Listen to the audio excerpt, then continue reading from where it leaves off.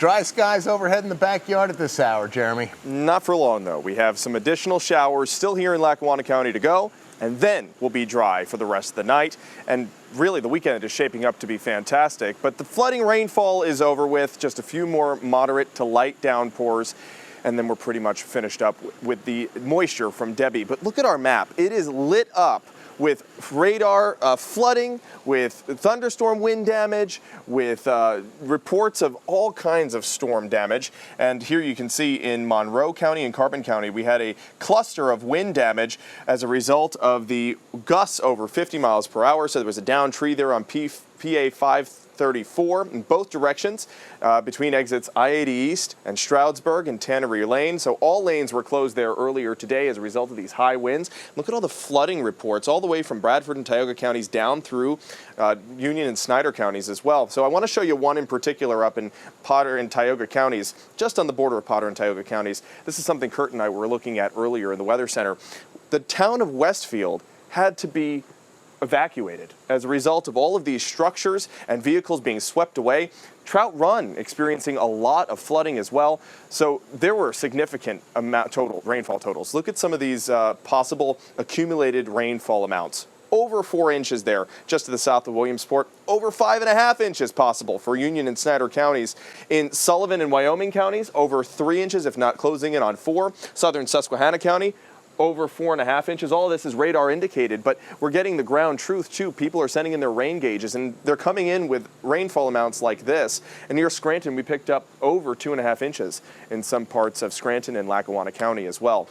Still have that flood warning in effect for another hour for Potter, Tioga, and Lycoming counties. Flood watch in effect for the rest of us in the northern tier and down through the Susquehanna, through the Wyoming and Lackawanna valleys until 2 a.m. But we're also worried about the risk of rivers still overspilling their banks. You know, rivers end up rising over a course of 1 to 2 days post rainfall event. So we could see the Susquehanna rising out of its banks tomorrow. We could see that also for the Lackawaxen River. So if you live along a river, we're not finished up with the flooding issues just yet. We're still going to continue to see a rise. They're expected to crest 2 or 3 feet over flood stage. Still seeing some residual showers in the Wyoming Valley, also Lackawanna Valley too. This one going to move through Lackawanna County in just a little bit.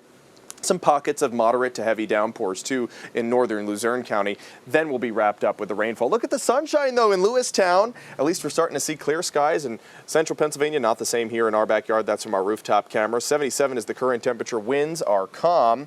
And sunset tonight is at 8:09. Temperatures got up to 83 for Williamsport, 81 for Selinsgrove, 79 for Avoca, and 73 for Mount Pocono. We're going to wrap up with the showers in the next 3 or 4 hours. Clear in central Pennsylvania already, and then overnight past midnight we're all cleared out. Looks great for tomorrow morning. Maybe some isolated patchy fog in the valleys very early tomorrow morning. That'll burn off quickly to lots of sunshine, low humidity, maybe a spot sprinkle for our northern tier late tomorrow afternoon. Similar story for your Sunday. Clear skies to start off, hardly any rain in our forecast except for an isolated spot sprinkle for our northern tier possible very late Sunday afternoon as well. As far as additional rainfall amounts from Debby, maybe another 1/4 of an inch for those of us most east in Pike and Monroe counties. So not too much more rainfall to go. The humidity will remain in the comfortable range over the next few days, so that's good.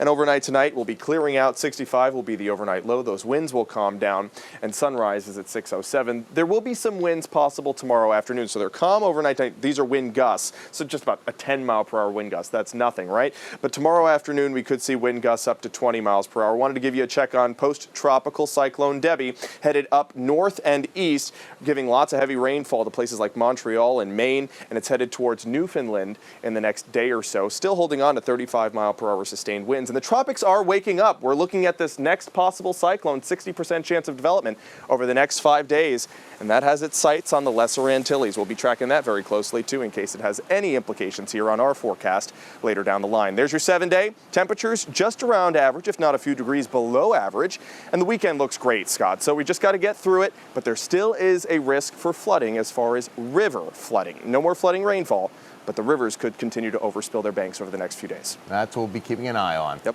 See you tonight, Jeremy.